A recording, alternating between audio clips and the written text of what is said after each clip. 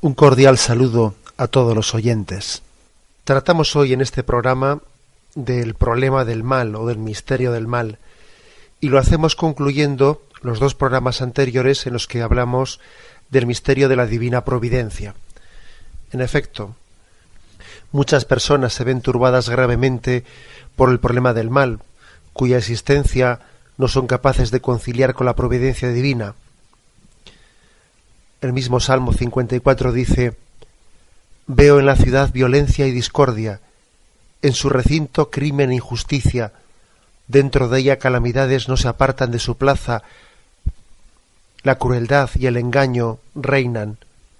Y dice el Salmo 52, «Se han corrompido cometiendo execraciones, no hay quien obre bien.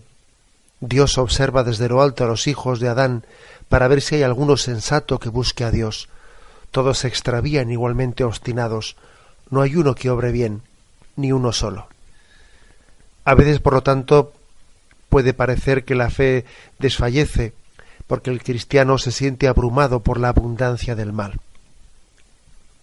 A pesar de ello, en medio del abatimiento estamos llamados a crecer en confianza. Tenemos siempre presente al Señor, con Él a nuestra derecha no vacilaremos. Dice el Salmo 22, «Aunque camine por cañadas oscuras, nada temo, porque tú vas conmigo». Pues bien, la existencia del mal en el mundo ha aparecido a lo largo de los siglos como un obstáculo para la fe en la providencia divina. ¿Cómo se puede conciliar la existencia de un Dios creador todopoderoso y bueno con el hecho de la existencia del mal en el mundo? Desde hace siglos, el problema del mal pesa en la conciencia de muchos como un obstáculo. La conciencia racionalista del hombre contemporáneo juzga que la existencia del mal y del sufrimiento es el principal obstáculo para la fe en Dios y el argumento más importante en favor del ateísmo. Parece difícil conciliar la existencia de Dios, del dispensador clementísimo y omnipotente, con la existencia del mal, tan temible y poderoso en nuestro mundo. Este argumento, el único serio, se ha hecho clásico. Los hombres, algunos pierden la fe en Dios y en el sentido divino de la providencia porque observan que el mal triunfa, porque experimentan sufrimientos a los que no encuentran sentido, porque son víctimas del mal.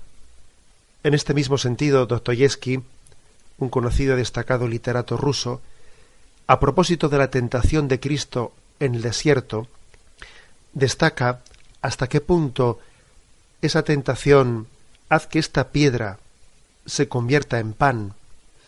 En el fondo no es sino la rebelión del hombre ante el mal que no acepta y le reta a Dios, aquel que es todopoderoso, para que utilice su poder divino para preservar al hombre de cualquier sufrimiento y mal. Es como si le dijese a Dios: haz que estas piedras se conviertan en pan. Es decir, haz que pueda comer sin el sudor de mi frente. Haz que pueda parir sin el dolor. Haz que en mi vida todos sean triunfos sin fracasos ni contrariedades. No permitas la enfermedad. En definitiva, haz que todos sean alegrías sin penas ni tristezas. Y sin embargo Jesús rechazó esta tentación. Ante estas palabras de Satanás, haz que estas piedras se conviertan en panes, Jesús respondió: no sólo de pan vive el hombre.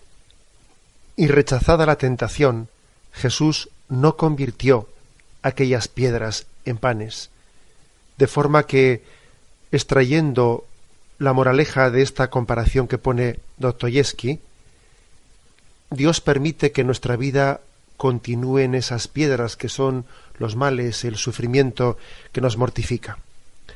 Efectivamente, en la providencia de Dios no hay rosas sin espinas. Dios ha querido que las rosas de la vida, las alegrías, vayan precedidas también de unas espinas que nos mortifican y nos maduran para poder disfrutar de la belleza de la rosa. No hay rosas sin espinas, de la misma forma que la providencia divina nos demuestra que no hay espinas sin rosas. No hay cruces que no fructifiquen en una vida nueva.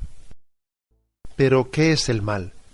Partamos de esta pregunta cuando queremos adentrarnos en este misterio. Cuando uno está siendo víctima del mal, cuando el mal se ceba en uno con toda su crudeza, cuando destila su veneno en nosotros, quizás en ese momento no tenemos la capacidad, la objetividad, el desapasionamiento necesario para poder formularnos esta pregunta. Sin embargo, es necesario que, utilizando nuestra capacidad de conocer la verdad, nos hagamos esta pregunta pasados esos momentos en los que el hombre se queda como abrumado, como colapsado por la intensidad del sufrimiento y del dolor.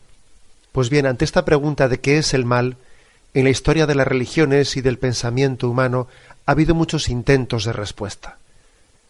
Una primera ha sido la del dualismo, que afirma que hay dos dioses, dos principios distintos del bien y del mal.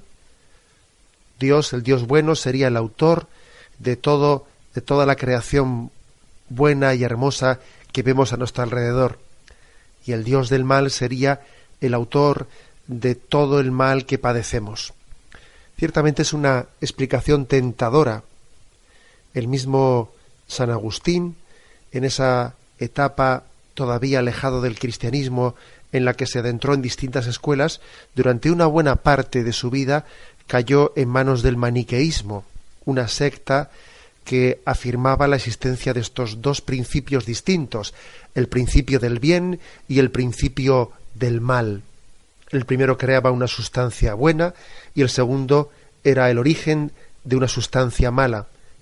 Una explicación esta ciertamente muy tentadora, que nos permitiría explicar muchas cosas, resolver muchas aparentes contradicciones, sin necesidad de tener que reconocer un misterio, que es el misterio de la cruz, en el cual Dios acepta el dolor, el sufrimiento, la injusticia, haciéndolos cauce de redención.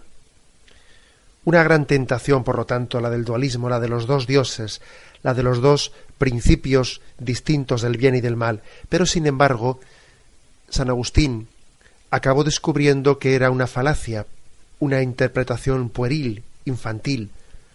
No cabe la existencia de dos principios absolutos. No cabe la existencia de dos dioses. Dios absoluto, infinito, por definición, por principio, sólo puede haber uno. No puede haber dos infinitos, dos absolutos, porque no lo sería ni el uno ni el otro. Es una contradicción la imagen de un Dios de cuyas manos no ha salido todo lo creado, sino únicamente una parte de la creación. No pensemos, ni mucho menos, que nuestra fe en la existencia del demonio tiene algo que ver con esta explicación dualista del Dios del bien y el Dios del mal. El demonio no es ningún principio absoluto, no es el Dios del mal, fue una criatura salida de las manos de Dios que no puede entenderse ni considerarse como el autor último del mal, por mucho que le conozcamos como el tentador, aquel que intenta apartarnos del camino del bien. Pues bien, superada su etapa maniquea, San Agustín entendió que el mal no es una sustancia, porque si fuese una sustancia sería bueno, como todo lo que había salido de las manos de Dios. El mal, concluye San Agustín, no es otra cosa que la privación del bien. Una explicación esta que puede ayudarnos en gran medida a entender el misterio de la vida y el misterio del mal. El mal es la carencia de bien, el mal es la privación del bien. De modo similar a como la oscuridad es la carencia de luz, la falta de luz, o como un agujero es la carencia de ladrillo. En sí mismo el agujero no es nada, en sí mismo la oscuridad no es nada, sino que son la carencia de un bien al que estamos acostumbrados. Estamos tan acostumbrados al bien, en él vivimos, nos movemos, existimos, estamos tan acostumbrados a ello que cuando falta sufrimos y hasta nos escandalizamos por esa falta de un bien al que nos hemos pensado que teníamos ya pleno derecho. En el fondo, esta explicación de San Agustín, el mal es la carencia del bien, coincide en gran medida con la sabiduría popular, que experimenta y entiende que muchas veces no nos damos cuenta, no valoramos todos los bienes de los que estamos rodeados hasta que no carecemos de ellos. Con cuánta frecuencia hemos observado en nuestras vidas que no hemos sido conscientes del bien hasta que en un momento determinado no hemos carecido de él.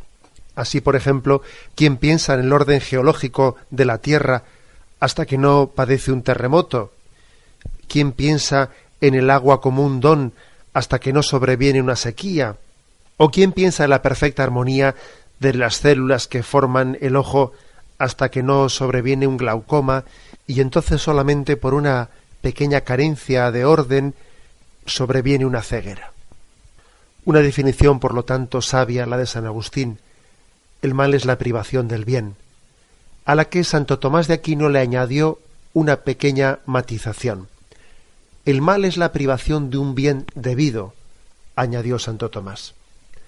Ciertamente, el mal no es únicamente una privación, porque, por ejemplo, por el hecho de que el hombre no tenga alas y no pueda volar, por el hecho de que tenga esa privación, no se trata de un mal, porque es que esas alas no le son debidas, las alas no corresponden al hombre, corresponderán al pájaro. Sin embargo, sí es un mal para el hombre su cojera, porque lo propio, lo normal del hombre es el poder andar. El mal, por lo tanto, así matiza Santo Tomás de Aquino, es la privación de un bien debido, pero no entendiendo el término debido como algo a lo que el hombre tiene derecho, sino más bien entendiéndolo como aquello a lo que nos hemos acostumbrado habitualmente a disfrutar. Hay dos tipos de males, los físicos y los morales. Los primeros hacen referencia a todos los males de naturaleza, mientras que los segundos son la consecuencia del pecado del hombre. En ocasiones el mal nos resulta más explicable y en otras ocasiones nos resulta más difícilmente compatible con la bondad y con la providencia divina.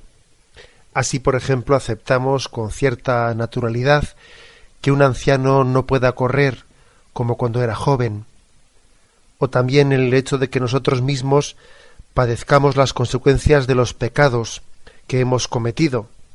Nos cuesta, sin embargo, más aceptar el sufrimiento de los inocentes, de unos niños cuyos padres se han divorciado y padecen las consecuencias de esa falta de amor. O, por ejemplo, nos resulta especialmente incomprensible ciertos males de la naturaleza como terremotos o huracanes padecidos especialmente por la población más humilde que no tiene forma de guarecerse ante estos fenómenos de la naturaleza. Nos cuesta entender. La razón no es capaz de dar una explicación satisfactoria a todo ello. Lo que no quiere decir que no debamos también de servirnos en la medida de lo posible de su ayuda. Dos son los datos principales que nos pueden prestar la ayuda de la razón para entender en parte este misterio. Por una parte, el hecho de que toda la creación material está sujeta a unas leyes físicas. Todo lo que ha sido creado por Dios es por sí mismo finito, y todo lo que es finito es también por sí mismo corruptible. Es propio de las leyes físicas el nacer, crecer y morir.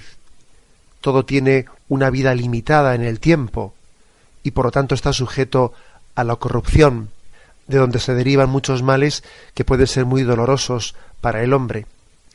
Y el segundo dato que nos aporta la razón es que una vez que Dios tomó la decisión de crear al hombre libre, con esa capacidad de glorificar a Dios utilizando bien su libertad, esa es también una moneda con dos caras, de forma que la libertad supone también la posibilidad de pecar por parte del hombre.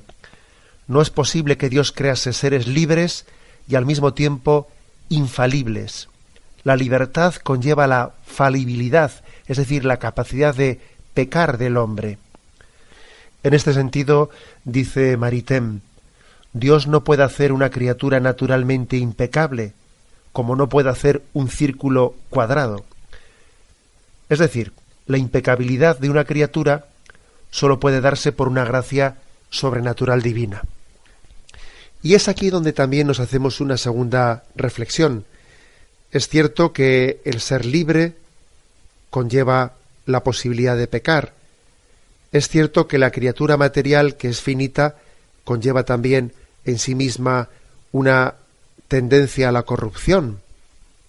Pero Dios, que es todopoderoso, podía haber privado al hombre, podía haber protegido al hombre de una forma sobrenatural de estos males. En ese sentido, la razón se nos queda corta para dar explicación a este misterio último de por qué Dios no ha utilizado su poder infinito para preservar y privar al hombre de estos males que le corresponden por naturaleza, la capacidad de pecar y la corrupción que la naturaleza tiene en sí misma como ley natural. El misterio del mal no encuentra respuesta total y absoluta sino en la revelación a través de la fe, pero la razón puede y debe mostrar cómo la existencia del mal no elimina de suyo la necesidad de un Dios creador. No sabe la razón cómo conjugar los dos factores del problema, el del Dios y el del mal, pero tiene que admitir que la existencia de uno, la existencia del mal, no elimina la necesidad de la existencia de Dios para explicar el bien. El mal hará que el bien y el orden de este mundo sean menores de lo que nosotros hubiéramos deseado, pero no podrá hacer desaparecer el bien, el orden y la belleza que existen, y ese orden y esa belleza siguen reclamando un Dios creador que explique y dé razón de su existencia. Con otras palabras, cuando hablamos del mal, olvidamos que por mucho mal y mucho desorden que haya, existe en este mundo el bien. De hecho, si nos cuesta entender el mal y si nos resulta escandaloso el mal, es porque estamos acostumbrados al bien. Dice Balmes a este respecto: el mal existe, es cierto, pero la providencia existe también, no es menos cierto. En apariencia son dos cosas que no pueden existir juntas, pero puesto que tú sabes ciertamente que existen, esta apariencia de contradicción no te basta para negar esa existencia de Dios. Lo que debes de hacer, pues, es buscar el modo con que pueda desaparecer esa contradicción, y en caso de que no te sea posible, considerar que esa dificultad que tiene nace de la debilidad de tu razón. Por lo tanto, lo que puede hacer una persona razonable es preguntar si Dios en alguna parte ha hablado y ha explicado el porqué y el para qué de la existencia del mal.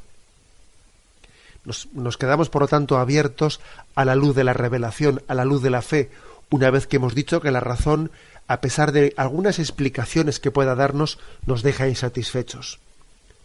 No se puede dejar de avanzar porque no tengamos plena luz con la razón. Tenemos luz suficiente para caminar y para buscar la luz definitiva que nos da la fe. El primer dato que nos da la revelación es que Dios no quiso el mal, no quiso el dolor, no quiso el sufrimiento. El libro del Génesis nos narra cómo Dios lo hizo todo bueno, todo salió bueno de manos de Dios. Y es más, Dios preservó al hombre del aguijón del dolor y de la muerte, siendo el hombre de materia sensible y por eso sujeto a la ley del nacer, crecer y morir desde el punto de vista físico, sujeto a la corrosión, al dolor, a la muerte. Dios le preservó de estos males que por naturaleza le correspondían. Y el estado en el que vivía el hombre en el paraíso terrenal era un estado especial, en el que estaba protegido por Dios, con unos dones que se llaman preternaturales, protegido de esa corrupción propia de la naturaleza, preservado, en suma, del dolor y de la muerte. Así nos narra el Catecismo de la Iglesia Católica cuál era el estado del hombre en el paraíso, en los puntos 374 y siguientes. El primer hombre fue no solamente creado bueno, sino también constituido en la amistad con su Creador y en armonía consigo mismo y con la creación en torno a él. Amistad y armonía tales que no eran superadas más que por la gloria de una nueva creación en Cristo. La Iglesia, interpretando de manera auténtica el simbolismo del lenguaje bíblico a la luz del Nuevo Testamento y de la tradición, enseña que nuestros primeros padres, Adán y Eva, fueron constituidos en un estado de santidad y de justicia original. Esta gracia de la santidad original era una participación de la vida divina. Por la irradiación de esta gracia, todas las dimensiones de la vida del hombre estaban fortalecidas. Mientras permaneciese en la intimidad divina, el hombre no debía ni morir ni sufrir. Ese era el plan primero de Dios. La armonía interior de la persona, la armonía entre el hombre y la mujer y por último la armonía entre la primera pareja y toda la creación constituían el que se llama estado de justicia original. Hasta aquí la cita del Catecismo y lo resumimos con nuestras propias palabras. El plan primero de Dios era que Adán y Eva y sus descendientes viviesen en un estado especial, preservados de los males de la naturaleza, que no conociesen la corrupción, que no conociesen la muerte, que no entendiesen el trabajo como una maldición ligada al esfuerzo y al sufrimiento, sino como una colaboración gozosa en la obra de la creación. En definitiva, Dios creó al hombre feliz en el paraíso. Ese fue su plan. Dios no quiso el dolor. El segundo dato que nos ilumina la revelación, tras haber afirmado que Dios no quiso el dolor, Dios no quiso el mal no salió de sus manos. El segundo dato es que el hombre, el pecado del hombre, es el causante del dolor, del sufrimiento, de la muerte, del mal, en definitiva. Dicho esto, hacemos no obstante una matización a la luz también de la Sagrada Escritura, y es que el mal que sufre cada persona en particular no va unido necesariamente a su propio pecado, como pretendía la mentalidad del Antiguo Testamento o la mentalidad tradicional en el Antiguo Testamento, que es ya contestada en el libro de Job. El libro de Job desmiente esa tesis de que los padecimientos de cada uno son fruto o son castigo por los pecados que ha cometido. Job era un hombre justo, su inocencia queda aprobada y por lo tanto no puede entenderse que los males que está sufriendo son consecuencia de sus pecados personales. Esta misma tesis Jesús todavía nos la remarca más en el Nuevo Testamento cuando le presentaron a aquel ciego de nacimiento en el capítulo 9 del Evangelio de San Juan, preguntándole si es que había pecado él o habían pecado sus padres para que él naciese ciego. Y Jesús negó tal cosa, ni pecó él, ni pecaron sus padres. También en Lucas 13, versículo 4, se hace referencia al hundimiento de la torre de Siloé, en la que perecieron 18 personas. En este caso, Jesucristo advierte que no por ello debe de considerarse que esas personas que habían fallecido fuesen más pecadoras que los demás habitantes de Jerusalén que habían quedado ilesos. No se trata, por tanto, no puede hacerse una especie de causa-efecto de nuestros pecados personales y de los males que sufrimos. Pero, sin embargo, según la revelación, el sufrimiento tiene un origen frontal en el pecado de Adán, en el pecado del primer hombre, que libremente rechazó la amistad infinita de Dios. El pecado original tuvo una trascendencia muy superior a nuestros pecados personales, en buena parte por aquel estado especial en el que Dios le había constituido preservándole de las tribulaciones de la carne. Pues bien, es un hecho que el primer hombre rechazó un amor infinito con una decisión que encerraba un deseo de ser como Dios, de pretender ser el centro del universo. En razón de nuestra solidaridad misteriosa con Adán, todo el género humano ha tenido una especie de unión solidaria con Adán, hemos nacido en pecado y también cargamos con las consecuencias del pecado, que son la enfermedad, el dolor y la muerte.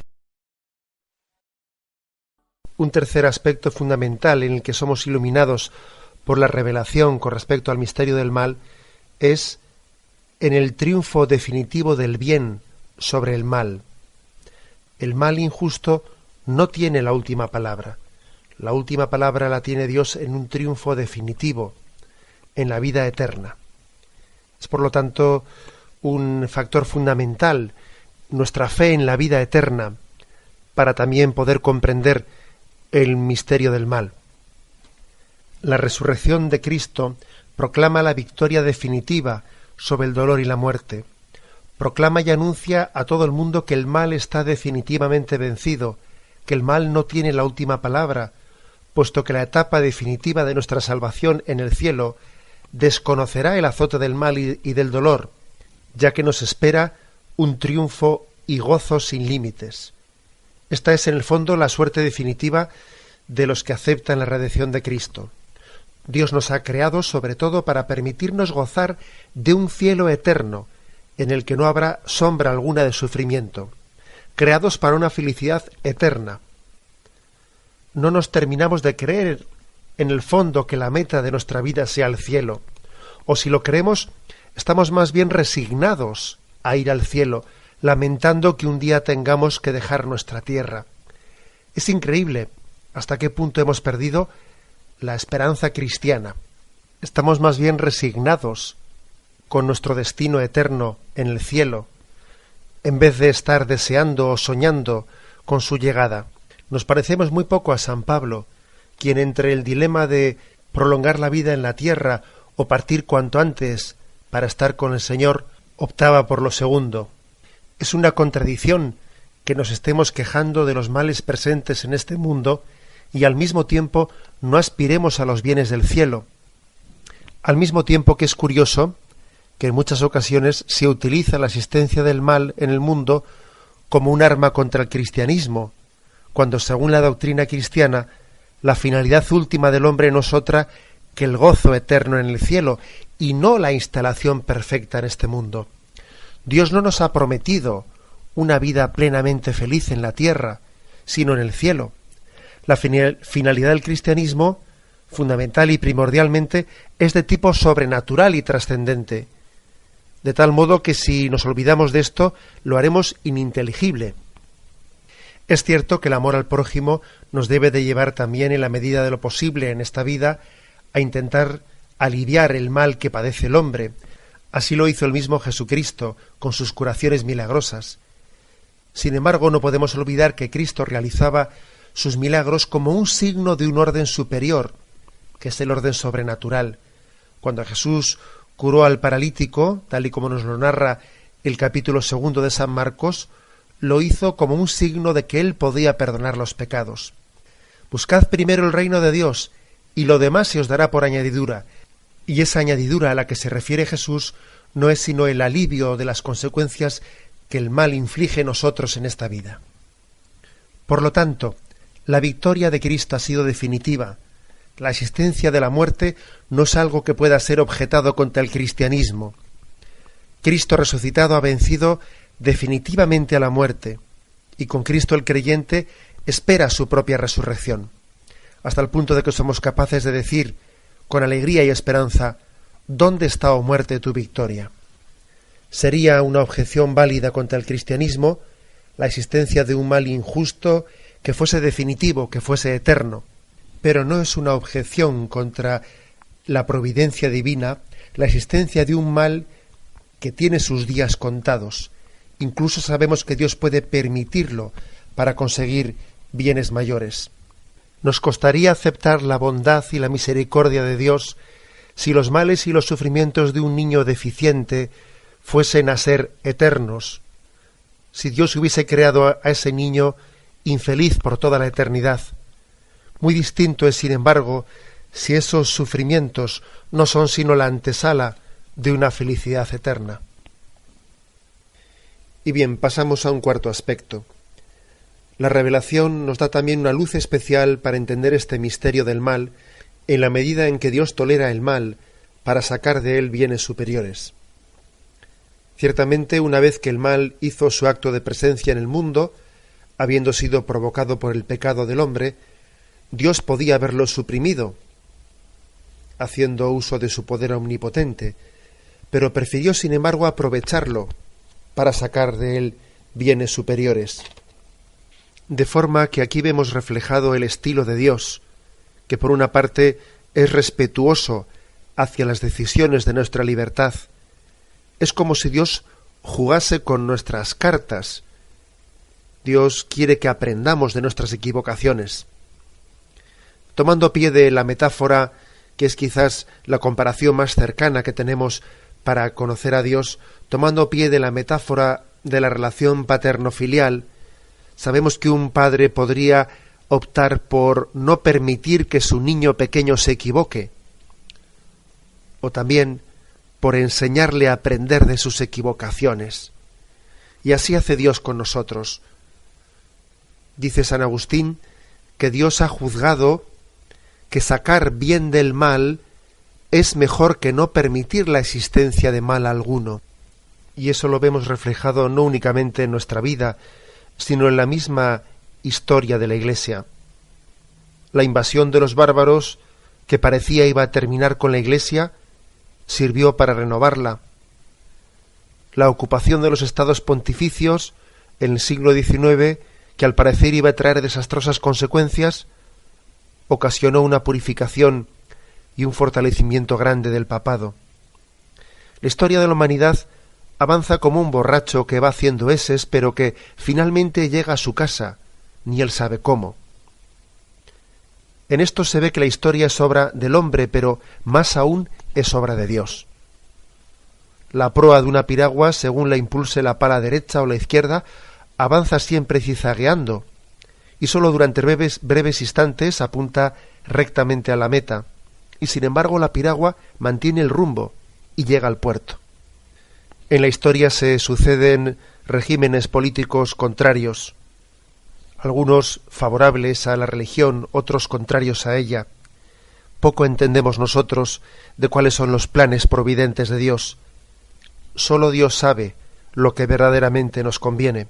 Y una vez afirmado esto, no queremos decir que el cristiano no deba de luchar en la historia por instaurar el reino de Cristo y deba de permanecer con los brazos cruzados por cuanto no sabe qué es lo que conviene. Ahora bien, el cristiano, después de haber luchado con prudencia por instaurar el reino de Cristo, debe de saber, conforme a la sabiduría cristiana, que no debe de envanecerse por sus triunfos, no se le deben de subir a la cabeza. ¿Qué sabe él si eso que él estima como un triunfo, Dios lo considera como tal? Ni debe de deprimirse por sus fracasos. ¿Qué sabe él si lo que ha considerado como una derrota, Dios lo conducirá por otros caminos al triunfo pleno? Y en definitiva, fracasos o triunfos aparentes, el hombre está llamado a desapegarse de sus propias ideas y sus propios planes, poniéndolos todos ellos a disposición y a los pies de esa providencia divina. El hombre propone y Dios dispone, y de esto tiene sobrada experiencia el cristiano que lucha por instaurar el reino de Cristo. Así es la historia dirigida por el Espíritu Santo. Así es nuestra historia. Y en definitiva, cuando estamos abrumados por el mal, conviene que recordemos que las cosas no son como nosotros las vemos, sino como Dios las ve. En el mundo ciertamente hay más mal del que pensamos, del que somos conscientes. Solamente Dios conoce la profundidad del mal. Pero también en el mundo hay mucho más bien del que somos conscientes. Es más, el mal suele ser más visible y más palpable para nosotros que el bien. Todos sabemos que un árbol que cae en medio del bosque mete mucho más ruido que todo un conjunto de árboles que crecen en silencio. El mal nos es mucho más escandaloso. Con frecuencia incluso nos cuesta ver nada positivo en nosotros mismos. Vemos con mucha facilidad nuestros pecados y nos cuesta ver las virtudes que Dios ha sembrado en nosotros. Pero no importa tanto que nosotros no lo veamos. Basta con que Dios lo vea. Sabemos que Dios lo ve. Nos basta confiar en ello. Sabemos que Dios en su eterna providencia es capaz de sacar bienes de males, y sabemos que Él ha sembrado este universo de infinidad de bienes que le glorifican sin que el mal del mundo pueda restar esa gloria. Un quinto aspecto e importante en el que la revelación nos da una luz especial es en el hecho de que el verdadero mal es el pecado. El pecado, esa oposición libre del hombre frente a la amistad de Dios, con la posibilidad incluso de que se mantenga hasta el final. Ese pecado tiene consecuencias eternas. Los demás males son pasajeros, por mucho que nos hagan sufrir en esta vida, cuando los comparamos con la eternidad, son fugaces. Nos reiremos de ellos algún día, cuando desde la perspectiva de la eternidad veamos aquello que nos hizo sufrir en nuestra existencia terrena. El verdadero mal, sin embargo, es el pecado, aquel que puede hacer que quedemos definitivamente frustrados en nuestra vocación a la felicidad plena. Es un hecho que el hombre es capaz de lo peor y de lo mejor. Es capaz de cometer altas traiciones, asesinatos, sacrilegios, al mismo tiempo que es capaz de sacrificios heroicos, arrepentimientos sinceros, generosidades conmovedoras. El hombre es capaz de lo peor y de lo mejor, hasta el punto de que a esta cultura que reivindica la libertad le llega a asustar las consecuencias de esa libertad del hombre. Si el verdadero mal, como decimos, es el pecado, debemos de replantear y examinar de forma crítica nuestros sufrimientos ante muchos avatares de nuestra vida. Ocurre con frecuencia que las cosas que más nos hacen sufrir en nuestra existencia no son precisamente los pecados que cometemos, sino ciertos fracasos o reveses que están muy lejos de ser fruto del pecado. Por ejemplo, nuestros fracasos laborales, el hecho de que no hayamos conseguido un puesto laboral por el que hemos luchado, el hecho de haber fracasado en los estudios, el hecho de no haber obtenido una correspondencia amorosa de una persona, son objeto de un profundo sufrimiento, siendo así que no son pecado. Con frecuencia el cristiano reza, derrama lágrimas, hace muchas novenas, pidiendo a Dios no verse libre de sus pecados, sino obtener ciertos dones, ciertos triunfos, ciertos bienes aparentes en su vida. Olvidamos en todo ello que el mayor mal es el pecado. ¿Cómo es posible que nos duelan más otras cosas, otros fracasos, que no son pecado, y sin embargo no sea motivo de sufrimiento para nosotros el que es el mayor enemigo de la felicidad del hombre, el pecado? A lo dicho hemos de añadir que únicamente Dios sabe cuándo el pecado es atribuible consciente y responsablemente al hombre. Puede ocurrir que muchas atrocidades sean pecados desde el punto de vista material, pero no lleguen a ser formalmente. El mismo Jesús en la cruz dijo: Padre, perdónalos porque no saben lo que hacen. En cualquier caso, sabemos que el hombre se salva por su humildad ante Dios. Y esa humildad se alcanza, ojalá, por la fidelidad a los mandamientos de Dios, pero también a veces esa humildad se alcanza a través de tantos tropezones, tantas caídas, que hacen que el hombre que lucha por levantarse y se ve en el lodazal del pecado y llegue a la humildad. Recordemos también, para nuestro consuelo, que el pecado, que es el mayor mal del hombre, Dios puede también permitirlo para hacerlo instrumento de humildad, esa humildad que es la única que nos llega a salvar ante Dios. Y concluido este quinto punto, debemos de finalizar entendiendo que la mayor luz que nos puede dar la revelación ante el misterio del mal es la espiritualidad de la cruz, la identificación con el Cristo crucificado. El mal ha sido un momento privilegiado en el que Cristo se ha identificado con nosotros. La cruz ha sido ocasión de unión de Cristo con el hombre. Él ha llenado con su presencia el dolor humano. Cristo no ha venido a suprimir el dolor como si de una hada madrina con una varita mágica se tratase. Él ha venido a tener una presencia dolorosa junto a nosotros. bien podría aplicarse el mismo a aquellas palabras de San Pablo: ¿quién llora sin que yo no llore con él?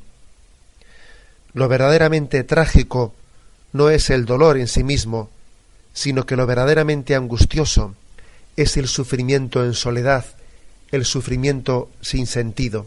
Y por eso Cristo, en primer lugar, ha hecho del mal una ocasión de identificación con el hombre.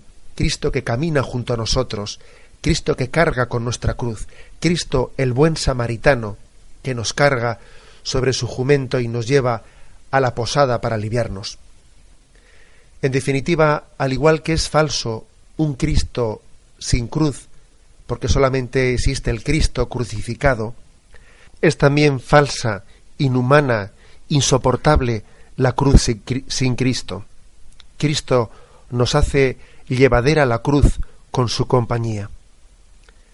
Y así entenderemos el centro de la espiritualidad evangélica, ese mensaje de las bienaventuranzas, que podría resultar un lenguaje provocativo para quienes no entiendan esta sabiduría. Dichosos los pobres, dichosos los que sufren, dichosos los que lloran, dichosos cuando os insulten, cuando os excluyan, cuando os persigan. De la misma forma que decimos: oh muerte, ¿dónde está tu victoria?, decimos: oh mal, ¿dónde está tu victoria?, perfectamente asimilados a la cruz de Cristo. En definitiva, la espiritualidad cristiana llega a amar la cruz, sabiendo que en sí misma es un mal, pero sabiendo que es un camino de salvación. Vamos a recoger un testimonio concreto de los muchísimos que podíamos recoger de la historia de la espiritualidad. Los santos han amado la cruz por amor a Cristo crucificado. Queriendo identificarse con Cristo, han querido asumir el dolor y el mal como una forma de identificación con Cristo. Si el mal fue una ocasión en la que Cristo se nos hizo compañero de camino, también para nosotros la cruz, el mal, es una ocasión en la que identificarnos con ese Cristo crucificado. Leemos el episodio de San Francisco y la perfecta alegría. Era invierno y Francisco, con el hermano León por el sendero, hablaba de Dios a su amigo. ¿Sabes acaso, le dijo, qué es la perfecta alegría y en qué cosa yo sabría que conozco a Jesucristo? Dime, Padre bien amado, tu secreto y tu misterio, pues yo quiero conocerlo y caminar a su lado. Oh León, mi fiel amigo, testigo de lo que siento, escribe mi pensamiento y escucha bien lo que digo. Aunque todos los maestros, los sabios y los doctores, los prelados y señores lleven el hábito nuestro, aunque los reyes, los nobles, los ricos y los pastores se incorporen a la orden y su número sea enorme, escucha, León, y escribe que no es esta la alegría que sólo brota en la vida de Jesús que nos recibe. Aunque frailes predicando conviertan a los infieles y por ellos Dios hiciere gran cantidad de milagros, aunque todos fueran santos y expulsaran 1000 demonios y tuvieran los tesoros de la ciencia entre sus manos, escribe, León, y escucha que no es perfecta alegría la que no está en armonía con Jesucristo y sus luchas.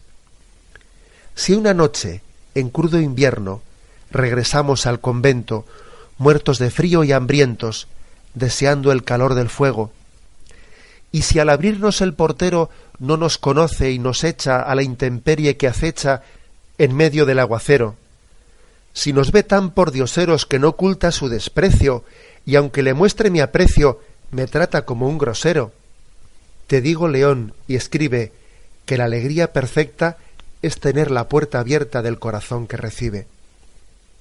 Si no pierdo la paciencia, ni me quedo perturbado, si en Jesús flagelado soporto toda inclemencia, si con él crucificado bendigo al que me maldice, perdono al que me persigue, y me quedo anonadado, si al mal respondo tranquilo, aunque sea maltratado, y en Jesús resucitado tengo el tesoro escondido, es esta, León, escribe, la alegría que no pasa, porque edifica su casa sobre la roca que vive. Queridos oyentes, después de todas las consideraciones sobre el problema del mal, de distinciones racionales, de definiciones sobre qué es el mal, cómo entenderlo, cómo compatibilizarlo, finalmente esta es la respuesta definitiva al problema del mal: el amor a Cristo crucificado. Sólo desde aquí entenderemos la sabiduría divina. Sólo aquí, en el misterio de la cruz, se nos revela cómo Dios ha integrado su providencia amorosa con la existencia del mal. Por ello, nos ponemos en manos de María, aquella que al pie de la cruz recibió la providencia amorosa en su Hijo crucificado. Alabado sea Jesucristo.